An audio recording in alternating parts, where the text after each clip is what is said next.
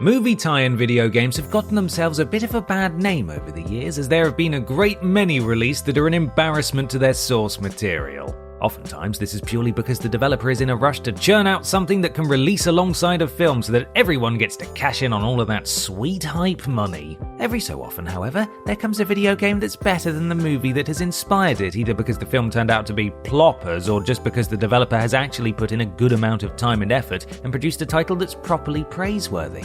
For this list, we're looking at exactly those kinds of games, the ones that disproved the naysayers and went on to be better received by critics and audiences than their silver screen counterparts. I'm Ben from TripleJump, and here are 10 times the video game was better than the movie.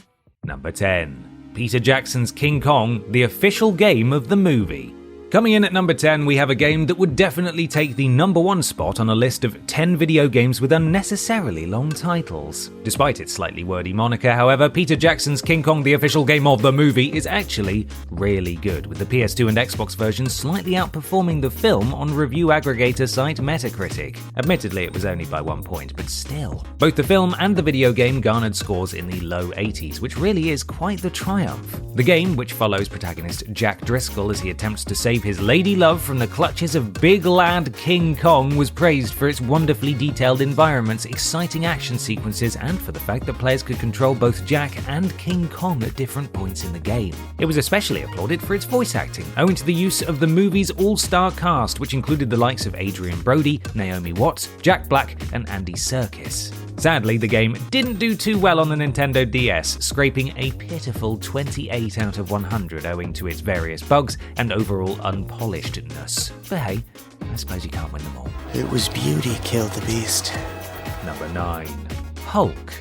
Though it may lack the finesse of some of the more recent MCU outings, Ang Lee's 2003 attempt to bring the Hulk to the silver screen wasn't half bad. It certainly could have done with, to quote The King, a little less conversation and a little more action, but all in all, it was a half-decent superhero flick. Rather than following the plot of the movie, Hulk the video game serves as a sequel, which takes place a number of years after the events of the film and follows Bruce Banner as he attempts to stop the leader from unleashing an army of mutants upon the world. The game was well received by critics, who, despite calling it out for being a little repetitive, generally enjoyed the things that it had to offer. Not only was it an awful lot of fun to go around destroying things as the big green lad himself, but it was also rather nice to look at, as the cel-shaded graphics and overall art style gave the audience the feeling of playing through a big 3D comic book. Hulk wasn't perfect, of course, and its mid-70s average was largely down to its short runtime and the lack of variety, but if you were after a smashing superhero title, you really could have done worse.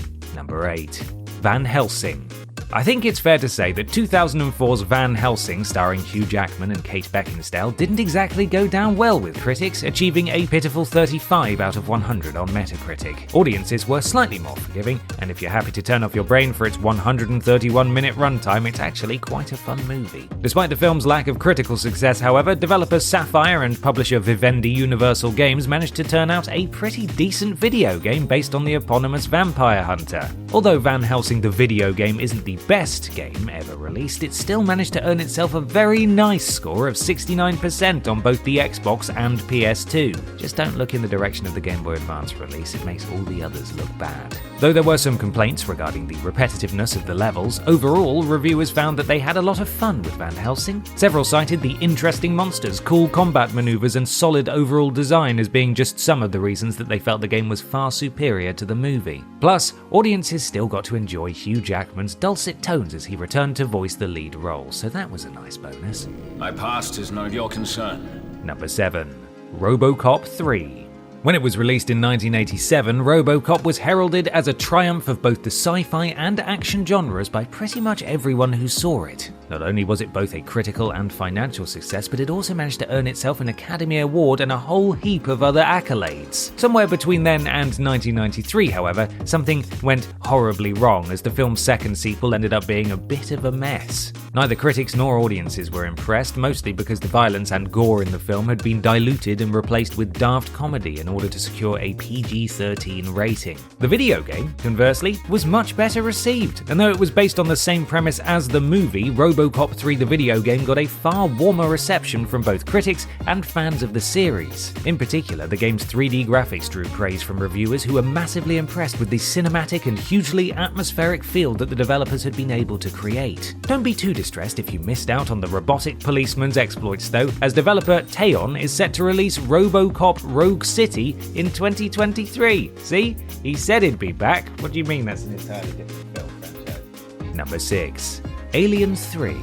Although Alien and Aliens were great examples of both the horror and sci-fi genres, Alien 3, or Alien Cubed if you want to get weird stylization about this, didn't exactly go down well. Though it's still an enjoyable film after all, Sigourney Weaver puts in one heck of a performance yet again, it's still easily the worst of the main Alien series. We're obviously not counting either Alien vs Predator or Aliens vs Predator here because, well, why should we? Alien Cubed, the video game on the other hand, ended up receiving a great deal of praise from critics, garnering scores above 90% from a number of publications. The game itself follows Ripley as she traverses the... what's that? Fiorina? Ooh, I hope that's right. As she traverses the Fiorina 161, I'm going to say 161, God, I don't know, prison colony from the film. Equipped with an arsenal of weapons such as flamethrowers, pulse rifles, and grenades, she must fight off the xenomorphs and facehuggers that infest the prison. Critics applauded everything about the game, from the graphics to the music and sound effects, all of which came together to create an action-packed yet tense atmosphere. One publication even went so far as to describe Alien 3 as spiffing, which is basically the highest praise that anyone could really bestow upon it. Smashing job, Alien 3. That was smashing. Number 5. Star Wars Episode 1 Racer.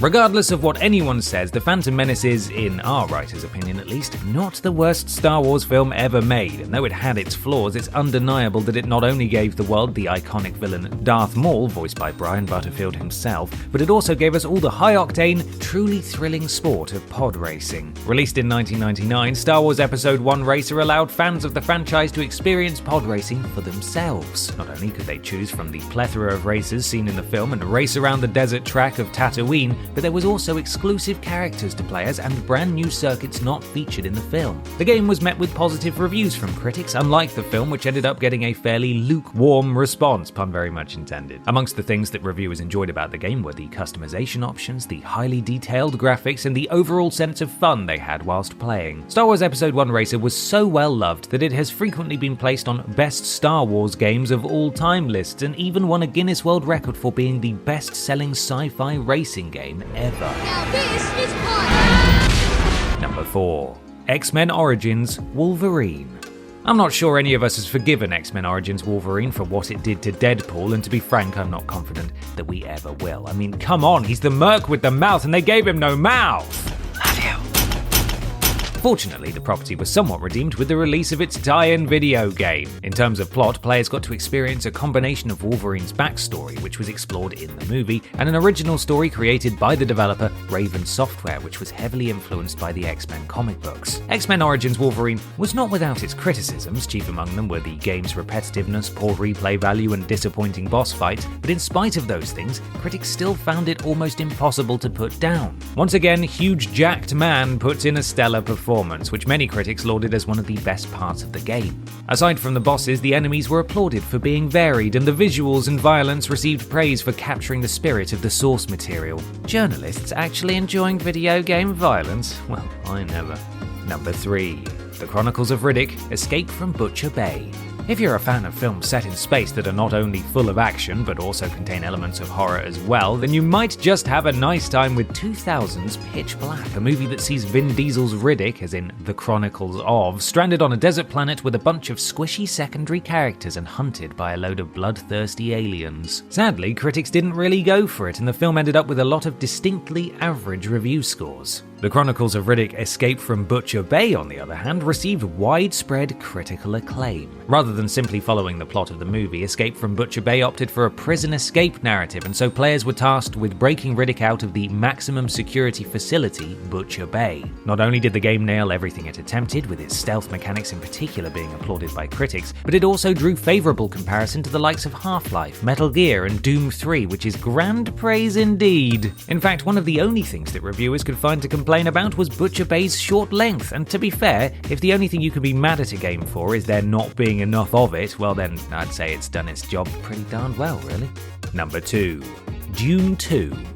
Although David Lynch's adaptation of Frank Herbert's novel Dune has become somewhat of a cult classic, upon its release it wasn't received very favourably. This was mostly due to the fact that the book contains a fairly complex narrative with a huge cast of characters and a whole host of subplots, none of which translated particularly well to the silver screen. There have been a whole host of video games based on Dune, but Dune 2, or Dune 2 Battle for Arrakis if you want to get European about this, is arguably the best of them. Though it wasn't the first real-time strategy game, Dune 2 became a template for future RTS titles. Players control one of 3 houses, each of whom are vying for control on the planet of Arrakis. In order to attain this goal, the player must establish a base, harvest spice, and keep out any intruders. Though Dune 2 lacked an online mode, meaning that its replayability was minimal, it was still highly praised. Not only were its graphics and sound called out as being particularly great, but it was also applauded for its highly addictive and easy-to-learn gameplay, the latter of which being unusual for a strategy game. I suppose you could say the developers have Dune a really good job. I'll see myself out. Number 1 first, though. Number 1. GoldenEye 007. In a list of games that are considered to be better than the movies they're based on, we couldn't possibly put anything in the number 1 spot but GoldenEye 007 for the Nintendo 64. Although GoldenEye is a solid entry into the Bond franchise, often cited as being Pierce Brosnan's finest performance as the martini-loving spy, it didn't manage to carve itself out quite the same legacy as the video game. Prior to its release, people had fairly low expectations for GoldenEye 007, and considering that, at that point, for every decent movie tie-in there were about a dozen E.T. the Extraterrestrials, you can't really blame anyone for their trepidation.